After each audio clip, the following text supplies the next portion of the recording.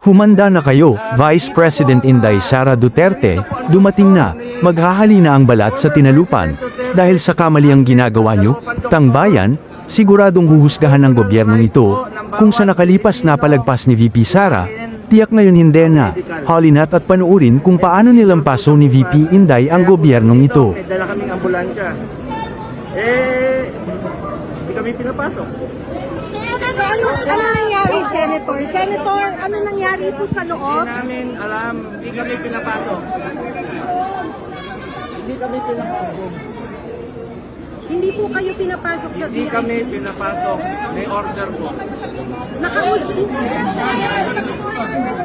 Sinabi ba sa inyo, Senator, kung nasaan si Presidente, sinabi ba sa inyo kung saan siya dinala?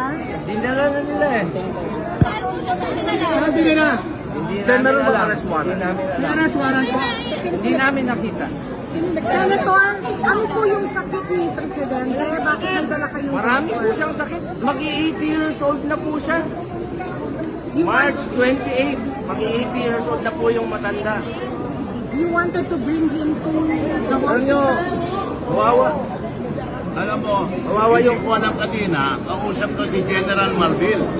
And sabi niya sa akin, bilang counsel ni President Duterte, isasama ako doon sa Coster kung dadalhin siya sa Krame. Ngayon, hindi mo kami sinama. Pinawala kami sa mama. And that is his constitutional right to a legal counsel and even an immediate medical assistance. Sir, ibig sabihin Kaya po ba laki nasa paglabag Krame nila. po ba yung dating Pangulo ngayon? Nasa Krame po ba ngayon si dating Pangulo? Yun ang sabi sa akin ni General Marbil. Si General Malvin po ang kumuha. Siya ang kausap ko kanina nung pagdating ko dito. When he acted arrest ay PNP, he was arrested by the PNP, sir. Siya pa nga nagpakilala sa akin kay Ambassador Lacalinaw, yung may hawak ng alleged warrant. Pero tinignan ko, wala namang warrant of arrest doon eh. Pero may sinerve po Ano yung sila, sinerve? na dokumento. Ano yung sinerve, sir? Document lang. So, ito po, Nakalagay lang ng walang document, lumabas. there is an order regarding President Duterte. Pero there is no warrant of arrest. Ano yung nakalagay, sir? Sa document, ano yung nakalagay? Basta pa lang, it's just plain document na nakalagay ang pangalan ni former President Duterte at sinasabi doon, age niya, residence niya. Okay. So, tinanong ko sa nasa ng warrant of arrest, sabi niya nandun. Pero hindi pa naman pinapakita. Senator, pag-usapan niyo po ba to ni Presidente kung ano yung bala, kung ano yung gagawin if this happens? May mga abogado po siyang kasama. Si former Secretary Miguel Dea,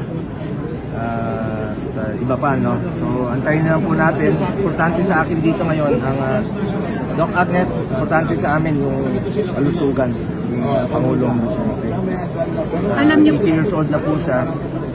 Kailangan talagang bantayan. At yan naman po pinangako ko si Pangulong Duterte yung tutukan ng kanyang kalusugan. Kanyang pagtanda. Nakita niyo siya, anong sabi Hindi ko po nakita ko lang sa video kanina. Alam niyo po kung saan dinala. Hindi pa namin alam. Yun po ang aalamin pa namin ngayon at hanapin namin.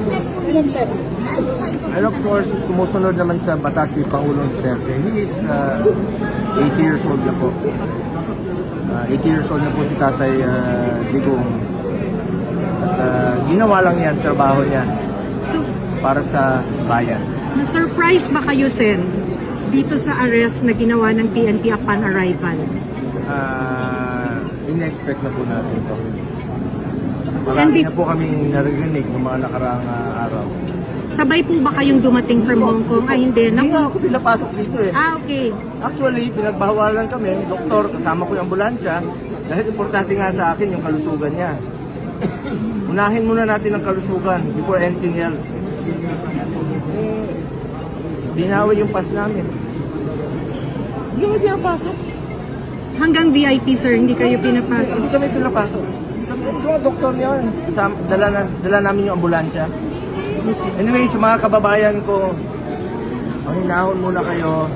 Antayin muna natin, alamin muna natin yung katotohanan. Yun lang po ang pakiusap ko sa inyo lahat. Siguraduhin muna natin na ligtas at maayos ang kalusugan ni dating Pangulong Duterte. Sir, pakilinaw, anong estado ngayon? Inaresto o hindi? Hindi ko po alam. Hindi namin alam dahil hindi po kami pinapasok. So, upon arrival ba, Sen? Upon Diretso arrival po, na? hindi ko kami magkasama. Nagbalikan lang po ako nung overnight lang po. Pero He was sinundo taken po into siya? custody, sir? Sinundo siya, Sen, from the tube. Nasa Diniretso custody na? siya ngayon ng PNP. Saan po dinala? Nasa PNP na lang po.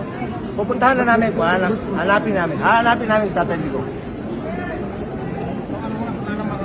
Yung